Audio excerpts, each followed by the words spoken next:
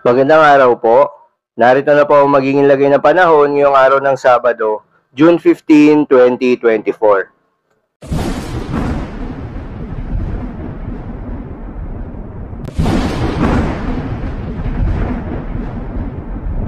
Sa kasalukuyan at ayon sa pag-asa, patuloy pa rin ang pag-iral nitong southwest monsoon o hanging habagat sa may western section ng Visayas at Mindanao.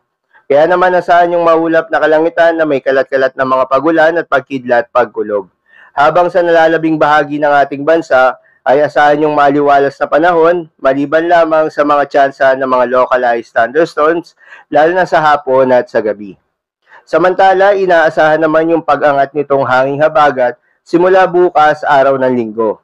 Kaya naman posible na itong makaapekto sa may western section ng Southern Luzon at magpapatuloy yung epekto sa malaking bahagi ng Western Visayas. Samantala, inaasahan naman yung pag-angat nitong hanging habagat simula bukas araw ng linggo. Kaya naman posible na itong makaapekto sa may western section ng Southern Luzon at magpapatuloy yung epekto nito sa malaking bahagi ng western section ng Visayas, pati na rin sa may Palawan. Dahil dito, asahan yung tuloy-tuloy na mga pagulan na ating mararanasan. Kaya naman maging handa sa mga posibleng banta ng mga pagbaha o pag-uho ng lupa, lalong-lalo na sa mga lugar na inuulan na noong mga nakaraang araw pa. Magandang balita naman dahil ayon sa pag-asa ay wala tayong binabantayan na low pressure area o bagyo sa loob at labas ng ating Philippine Area of Responsibility na maaaring makaapekto sa ating bansa hanggang sa mga susunod na araw. Dahil nga sa epekto nitong southwest monsoon, asahan ngayong araw ng Sabado sa Western Visayas, Zamboanga Peninsula, Basilan, Sulu, Tawi-Tawi, Occidental Mindoro at Palawan ang maulap na kalangitan na may kalat-kalat na pagulan at pagkidlat pagkulog. Posible ang mga pagbaha o pagguho ng lupa dahil sa katamtaman hanggang sa kung minsan ay malakas na pagulan. Habang sa Metro Manila at iba pang bahagi ng ating bansa, asahan naman yung bahagyang maulap hanggang sa maulap na papawirin na may kalat-kalat na mga pagulan o pagkidlat pagkulog.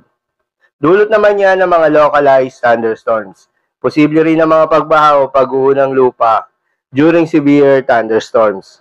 Madalas nabobuo ang mga thunderstorms sa ito tuwing hapon o gabi na maaaring magtagal ng 1 hanggang 2 oras. Ingat sa mga posibleng pagbaha o pagguho ng lupa during severe thunderstorms.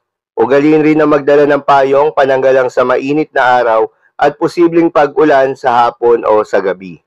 Para naman sa lagay ng mga dagat baybayin, ayon sa pag-asa ay wala namang nakataas na gale warning sa anumang seaboards ng ating bansa.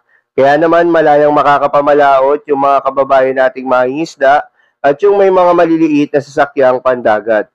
Asahan ang banayad hanggang sa katamtaman ng mga pag-alon.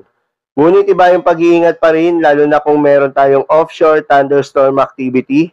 Asahan pa rin yung mga tsansa ng malalakas na hangin at kaakibat nito ang bahagyang pagtaas ng mga alon.